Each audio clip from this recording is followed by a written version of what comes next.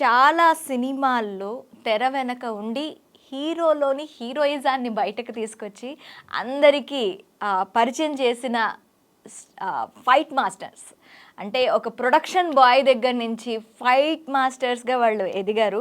So ఆ క్రమాన్ని ఎలా ఎదిగారు, వాళ్ళకి ఎలా ఛాన్సెస్ వచ్చాయి, ఇవన్నీ డీటెయిల్గా అడిగి తెలుసుకునే ప్రయత్నం చేద్దాం. ఎవరో కాదు, రామ్ లక్ష్మణ్ గారు. వాళ్ళని అడిగి తెలుసుకుందాం. నమస్తే సార్. నమస్తే. ఎలా ఉన్నారు? Super super. Total busy schedule ఉన్నట్టుంది సార్. ఇది లేదు అంటే పెద్దగా లేదు, ఇప్పుడు రిలాక్స్గానే ఉన్నాం ప్రస్తుతానికి. అసలు ఎక్కడి నుంచే సార్ మీరు, అంటే మీ ప్రాపర్ ఎక్కడ? 2 ప్రాంతాల నుంచి వచ్చి ఉన్నాం మనం.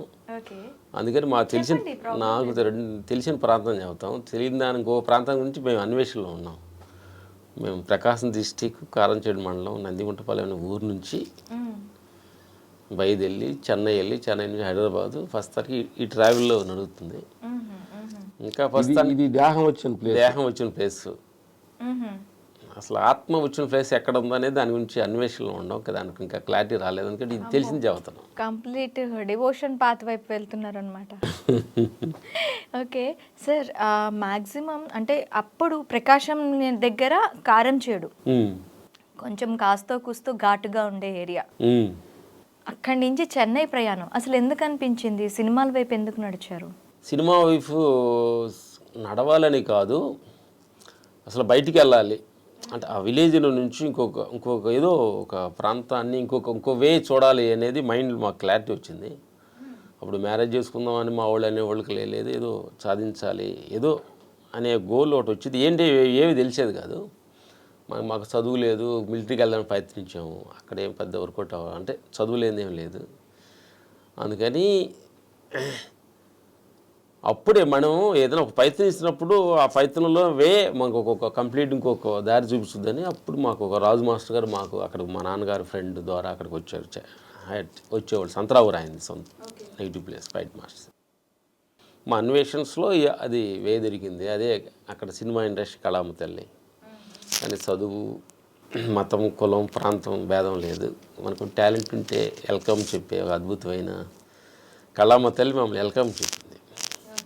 అప్పుడు 86 చెన్నై వెళ్ళారు. సో చెన్నైలో అడుగు పెట్టిన తర్వాత ఎలా అనిపించింది మీకు? కంప్లీట్గా ఒక పల్లెటూరు నుంచి ఒక సిటీకి వెళ్ళారు, అక్కడ వాతావరణాన్ని అడ్జస్ట్ చేసుకోగలిగారా?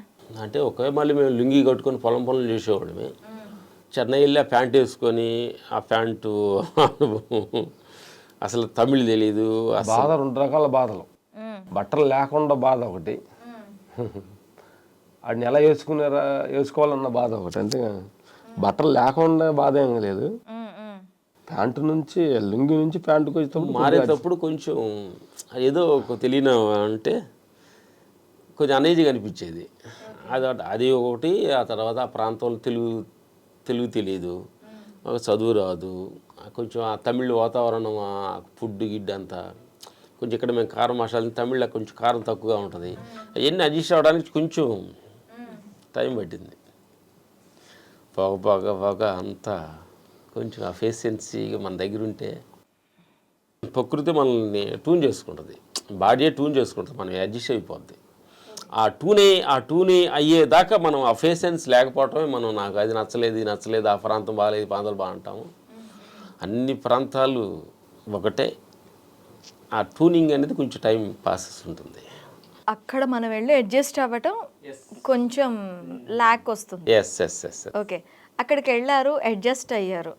అంటే మూవీస్లో చాలా విభాగాలు ఉన్నాయి, అప్పటి వరకు మీకు ఏం చేయాలనేది కూడా తెలీదు.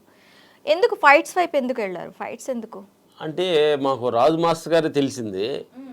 కొంచెం ఫిజికల్గా కొంచెం ఊర్లో కొద్దిగా బండలు లేపడం, కరసాలను తిప్పటం, కొంచెం ఆ యాక్టివ్ అలాంటి ఒక బాడీ లాంగ్వేజ్ తెలిసినందువల్ల అదే కొంచెం మాకు ఈజీగా అనిపించింది. రాజు మాస్టర్ ట్రూ వెళ్ళినందువలన అవే తప్ప మాకు 2 కనిపించలేదు. ఎప్పటి నుంచి సార్ మీరు ఫీల్డ్లోని, అంటే ఒక ఫైట్ మాస్టర్స్గా గుర్తింపు పొంది మీ జర్నీ స్టార్ట్ చేసింది? అదే 2001 స్టార్ట్ అయింది. నుంచి ఆ సంవత్సరం లేదు, 2002 కాడ నుంచి ఆర్య, తర్వాత ఈడియట్, అమ్మన తమిళ, ఇట్లు 7 సుబ్రహ్మణ్యం, శివుడు అనే సినిమాతో లైఫ్ స్టార్ట్ అయింది. ఆ నుంచి చిన్న చిన్న స్లోగా అలా మూవ్ అవుతుంది. అంటే మ్యాక్సిమం ఇద్దరిలో ఫైట్ కంపోజ్ చేసేటప్పుడు ఎవరు ఎక్కువగా ముందుగా ఫైట్ కంపోజ్ చేస్తారు? ఈ యాక్షన్ ఇలా ఉంటే బాగుంటుంది, ఇద్దరు మాట్లాడుకుంటారా? ఇద్దరు మాట్లాడుకుంటాం, నైట్ డిస్కషన్ చేస్తాము.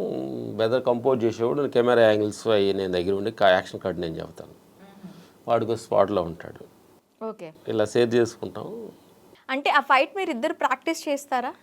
మేము ఇలా వస్తాడు అలా వస్తాడని మేము ఊహగా మేము ఊహించుకొని మా అసిస్టెంట్ తోటి కంపోజ్ చేసి అలా చేస్తాం. సార్, ఇప్పుడు దీనికి అంతటికీను చదువు కావాలి, పెద్ద పెద్ద కోర్సెస్ చేయాలి అని అంటారు కదా, మీకు ఎక్కడ ఆ ప్రాబ్లం రాలేదా? అంటే మీరు ఇల్లిటరేట్, కొంచెం 1వ తరగతి అయినా చదివారా?